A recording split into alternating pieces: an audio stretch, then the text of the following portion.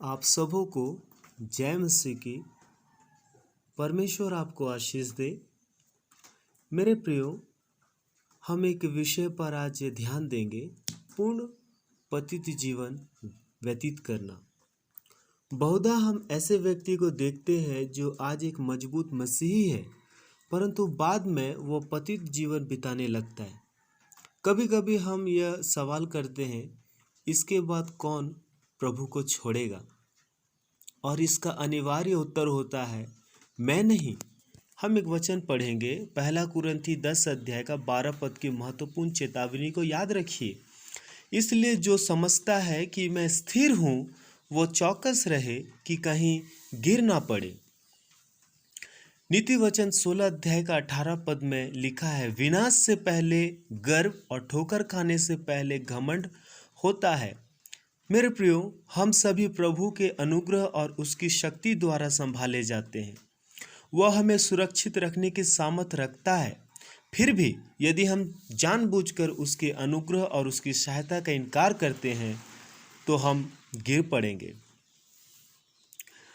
पतित होने का परिभाषा हम इस प्रकार समझ सकते हैं, पूर्ण पतित हो जाना परमेश्वर से विमुख हो जाना है, परमेश्वर से मुख फेर लेना है। पहला राजा 11 अध्याय का 9 पद, तब यहोवा ने सुलेमान पर क्रोध किया क्योंकि उसका मन इज़राइल के परमेश्वर यहोवा से फिर गया था। पूर्ण पतित हो जाना ठंडा पड़ जाना है और पहले जैसा प्रेम छोड़ देना है। प्रकाशित वाक्य 2 अध्याय का 4 पद में लिखा है, पर मुझे तेरे विरुद्ध यह कहना है कि तूने अपना पहला सा प्रेम छोड़ दिया है। मेरे प्रियो, पूर्ण पतित होने की परिभाषा लोग देते हैं कि पतित होना एक पाप है और यह विश्वासी को प्रभु से अलग कर देता है। यशायाह की पुस्तक उसका 59 वर्स 2 में लिखा है, परंतु तुम्हारे अधर्म के कामों ने तुमको तुम्हारे परमेश्वर से अलग कर दिया है। मेरे प्रिय, साधारणतः पूर्ण पतित हो जाना ठंडा पड़ जाना है और प्रभु से, उसके वचन से, प्रार्थना से, गिरजा जाने से और गवाही देने की अपनी रुचि को खो देना है और संसार की ओर फिर जाना है। पूर्ण पतित होना धीरे धीरे होने वाली प्रक्रिया है।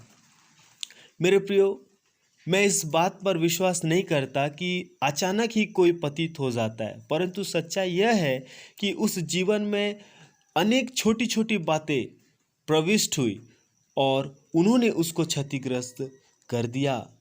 हाँ मेरे प्रियो, जैसे कि अभिमानी आत्मा, नीति वचन 16 अध्याय का 18 पद, और ठोकर खाने से पहले घमंड होता है। स्वार्थ, नीति वचन 14 अध्याय का 14 पद, जिसका मन ईश्वर की ओर से हट जाता है वो अपनी चाल चलन का फल भोगता है। हाँ मेरे प्रियो, उसका ध्यान अवश्य ही परमेश्वर की इच्छा और उसके मार्ग की ओर और होना चाहिए, परंतु जिसका मन यहोवा की ओर से हट जाता है वो अपने चाल चलन का फल भोगता है। मूर्ति पूजा, इस निर्गमन उसका 32 अध्याय का 8 पद में परमेश्वर के लोगों ने बार बार मूर्ति पूजा किया और परमेश्वर को छोड़ दिया। अनाज्ञाकारिता, पहला सामुएल 15 अध्याय का 11 पद में लिखा है, क्योंकि साउल ने मेरे पीछे चलना छोड़ दिया और मेरी आज्ञाओं का पालन नहीं किया। हाँ मेरे प्रियो, और सोना चांदी और वस्त्र का प्रेम, आकान को जानते हैं, यहोशू 7 अध्याय और 1 से 24 पद में। धन का प्रेम, यहूदा इस्करियोती, यूहन्ना 12 अध्याय का 6 पद।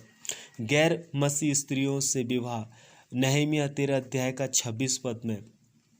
और संसार के प्रति प्रेम, देमास, दूसरा तिमुथी 4 अध्याय का 10 पद में जो लिखा हुआ है। मेरे प्रियो, पतित होने के यथार्थ कारण, पहला कारण तो ये है, मनन के शांत समय को निरंतर बनाए रखने में असफलता, प्रार्थना में असफलता, वचन पढ़ने में असफलता, गिरजा जाने में असफलता। मेरे प्रियो, मनन का शांत समय को बनाए रखने में असफल होने के बाद में बहुत लोग प्रभु के पास लौट आए और कभी कभी उन्होंने आंसू बहाते हुए कहा, मैंने अपने मनन के शांत समय में प्रभु का साथ छोड़ दिया। मेरे प्रियो, हम पढ़ते हैं गिरजा जाने में असफलता। इब्रानी के पुस्तक 10 अध्याय का 25 पद में लिखा है, और एक दूसरे के साथ इकट्ठा होना ना छोड़ें, जैसे कि कितना का रीति है, सप्ताह में एक बार अवश्य परमेश्वर के लोगों के साथ संगति करें। मेरे प्रियो, ज्योति में चलने में असफल होना, मेरे प्रियो, और पहला यूहन्ना 1 अध्याय का 7 पद में, पर जैसा वह ज्योति में है हम भी ज्योति में चलें, तो एक दूसरे से सहभागिता रखते हैं। हाँ मेरे प्रियो, और पूर्ण पतित हो जाने का जो परिणाम है, इसके फलस्वरूप शक्ति का अभाव जीवन में होता है, शांति का अभाव होता है, हर्ष और आनंद का अभाव हो जाता है। मेरे प्रियो, परमेश्वर का एक महान निमंत्रण है इन पूर्ण पतित हुए लोगों के प्रति, जहाँ यिर्मयाह उसका 3 अध्याय का 22 पद में लिखा है, हे भटकने वाले लड़कों लौट आओ, मैं तुम्हारा भटकना सुधार दूंगा। और पूर्ण पतित होने वालों के लिए परमेश्वर की क्षमा की प्रतिज्ञा है। होशे 14 अध्याय का 4 पद में लिखा है, मैं उनकी भटक जाने की आदत को दूर करूंगा, मैं सेंत में उनसे प्रेम करूंगा, क्योंकि मेरा क्रोध उन पर से उतर गया है। क्या मैं आपको अपने प्रभु के नाम में और उसके वचन में सुझाव दे सकता हूं कि आप पूर्ण पतित ना हो? प्रकाशित वाक्य 2 अध्याय का 10 पद में आप जब पढ़ेंगे, तो प्राण देने तक विश्वास से रह, तो मैं तुझे जीवन का मुकुट दूंगा। सच्चा मसीह पूर्ण पतन से वो घृणा करता है। भजन संहिता 101 का 3 पद में लिखा है, मैं किसी ओछे काम में चित्त ना लगाऊंगा, मैं कुकर्म पर चलने वालों से घृणा करता हूँ, चित्त ना लगाऊंगा। बहुत अधिक सावधान रहने की हमें आज आवश्यकता है। हमारे आंखों के आगे क्या है, हमारे दृष्टि के लिए एक वास्तविक लक्ष्य है मेरे प्रियो, जो इब्रानी की पुस्तक उसका 12 अध्याय का 2 पद में पाया जाता है, जहाँ लिखा है, यीशु की ओर ताकते रहें। पौलुस का लक्ष्य था मसीह। फिलिप्पी 3 अध्याय का 4 पद, निशाने की ओर दौड़ा चला जाता हूँ ताकि वह इनाम पाऊँ जिसके लिए परमेश्वर ने मुझे मसीह यीशु में ऊपर बुलाया था।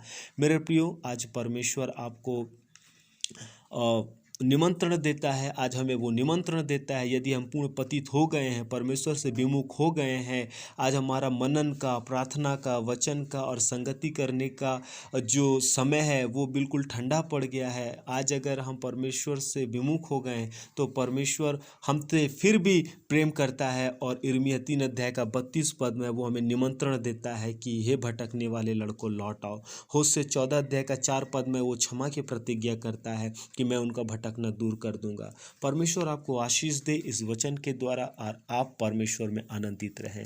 God bless you. प्रभु आपको आशीष दे यीशु के नाम में, आमीन। आप आनंदित रहें प्रभु में। मैं फिर कहता हूँ फिलिप्पी 4:4, प्रभु में सदा आनंदित रहें यीशु के नाम में, आमीन।